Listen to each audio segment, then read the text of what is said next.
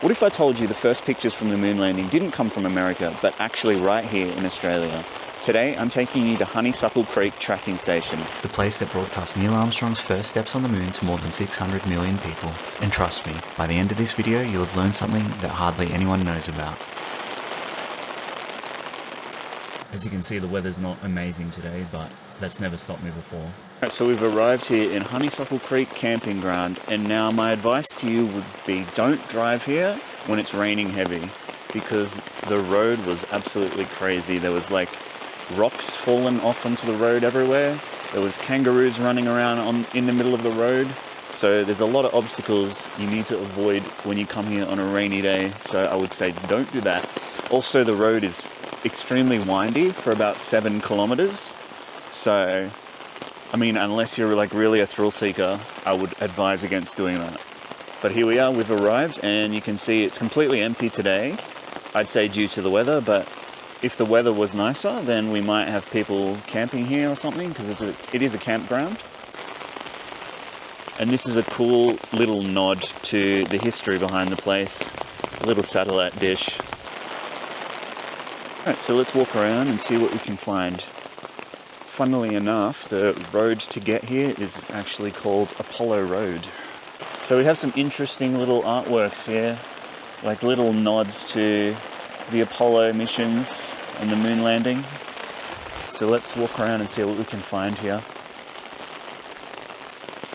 Now, I don't see anything up that road, so we're going to avoid that one for now. Let's go over here. Honeysuckle Tracking Station, Honeysuckle Campground, Orroral Ridge. And I just noticed something kind of cool. If you look at the ground here, they've got like little footsteps, like of Neil Armstrong's footsteps almost.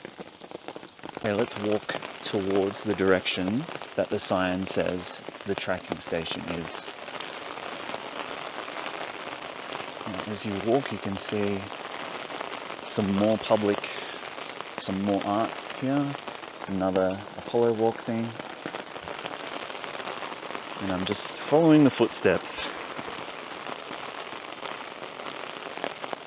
Now this place is quite remote. It's about just under an hour drive from the centre of Canberra, and I'd say probably 4 hours or so from Sydney. There's another footstep here. Follow the footsteps, I guess. So we're really out in the bush now, as you can see. Really picked a bad day to come out. But that's fine. Just means less people here. Seems like we're coming up to the main spot now, and I can see some little wallabies here. Hey, buddy.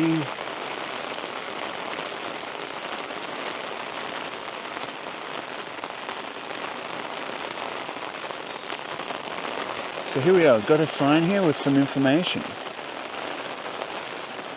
This park is dedicated to the men and women who worked at Honeysuckle Creek Tracking Station, especially those who, in July 1969, supported the Apollo 11 project, during which man first walked on the moon. Television transmission of these first steps was received from the moon at this site and relayed to Houston, Texas for worldwide distribution. The staff at Honeysuckle were privileged to participate in the 20th century's greatest adventure into space. The buildings and equipment with which they worked have long been removed, but this site and their memories will remain as part of mankind's history on this planet. Honeysuckle Creek Tracking Station. One small step for man, one giant leap for mankind. The television pictures of the first human on the moon were broadcast to the world via this tracking station. This tracking station was set up in 1966 to support NASA's Apollo space program. It also participated in the Skylab program, which involved scientific experiments being conducted in space. In 1974, the station was converted to assist in the Deep Space Network. This involved supporting the Voyager and Pioneer missions to the outer planets in the solar system. It also supported the Viking landings on Mars, Pioneer Venus, and Helios around the Sun. This site closed down in 1981 as part of NASA's worldwide consolidation program. The 26-meter dish was relocated to the Tidbinbilla Deep Space Communication Complex. Let's have a look around. Let's say hello to this little wallaby. Nope. Let's have a little look around this place. So this is within Namadgi National Park. And there's a lot of hiking areas around here, if you're into that. There's a bunch of kangaroos just standing around. I hope they're friendly. So we've got some more information over here. We've got some people here. I guess these were people that worked at the site here. So this space apparently used to be a busy operations center with 110 workers, including engineers, technicians, who operated banks of electronic equipment surrounded by landscaped gardens. And at the top of the hill, the 26-meter diameter dome antenna towering towards the native bushland. So we've got some more information here. So apparently I'm literally standing where the dining room used to be in the communications center. So the concrete slab right here was actually where the building used to be. And that is what it looked like right there. And that would have been the dome itself. We've got a little layout of what it would have looked like back in the day. Yeah, so apparently working here was not a 9-to-5 job. There were actually living quarters here. And it was a 30-kilometer drive back to Canberra. And it wouldn't have been a fun drive because the road is quite winding. Yeah, and it says here the long journey to and from the station was not always plain sailing, and you can see some rocks that fell on the road. And I saw some of those myself on the way here, but luckily they weren't as big as that. They were just little ones. So as we know, the Apollo 11 mission was in July 1969 and continued until 1972. Apparently Skylab was the last major manned mission supported by Honeysuckle Creek Tracking Station. And it was decommissioned in 1981. Then in 1983, the antenna was relocated to the Canberra Deep Space Communication. And then in 1992, the buildings were demolished. I don't know why they demolished it. Like, why didn't they just keep it? Doesn't make sense. So here you've got some history about the space race in particular. Yep, October 1957, Sputnik 1 was the world's first satellite, and that's what kicked off the space race. 1961, Yuri Gagarin was the first person in space, as we know, in the USSR. That's when Kennedy was like, hold up, hold up, we're gonna do stuff. It's kind of weird to think that this was literally the place that the signal from the moon was received. And now it's just like this. Empty. Yep, so as I said, more than 600 million people watched him, Neil Armstrong, step on the moon. I don't even know what the world's population was back then. There are the boys himself. So apparently around the first 8 minutes of the moon landing were broadcast using the relay from Honeysuckle, and some of the remaining footage was actually from the Parks site in New South Wales. There's some fun facts about the Apollo 11 mission. So duration, 8 days, 3 hours, 18 minutes. Distance travelled, 1,534,832 kilometres.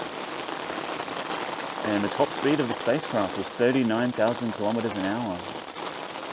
And when they landed on the surface, there was only around 5% of the fuel remaining, so about 30 seconds worth.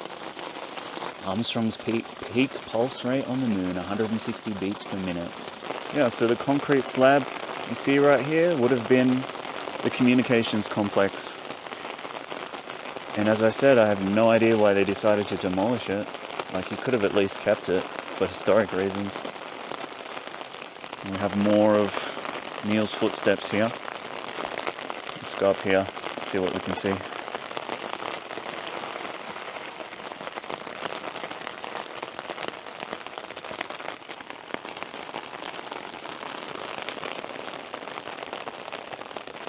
You can see some signs over here. One small step, one giant leap. And this guy over here is about to make a giant leap, I think.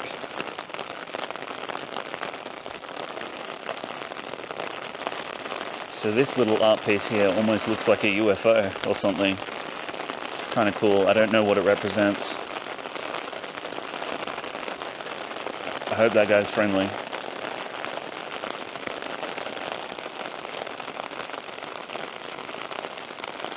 We've got some indigenous art pieces here.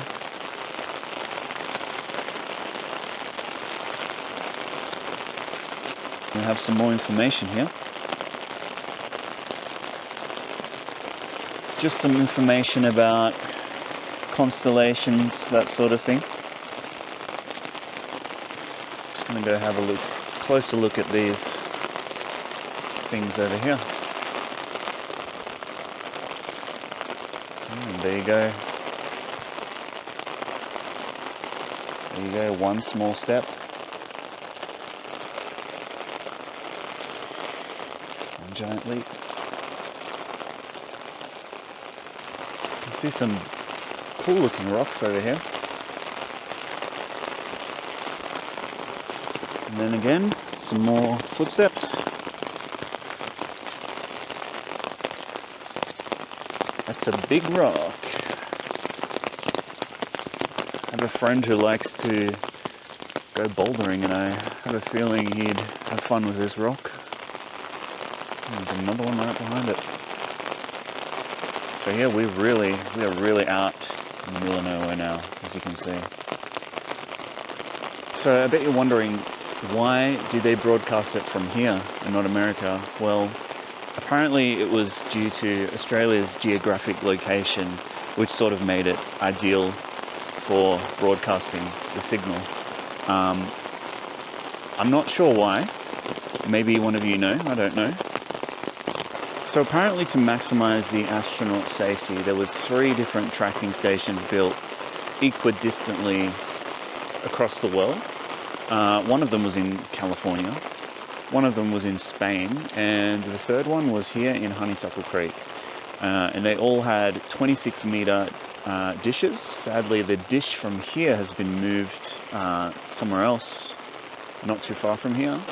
Just standing here on this concrete slab in the middle of the bush, there's no one around. It really makes you think about, it's been more than 50 years since the Apollo missions, and we haven't done anything like that since. And I mean, this is just like a visual representation of that, just an abandoned slab, concrete.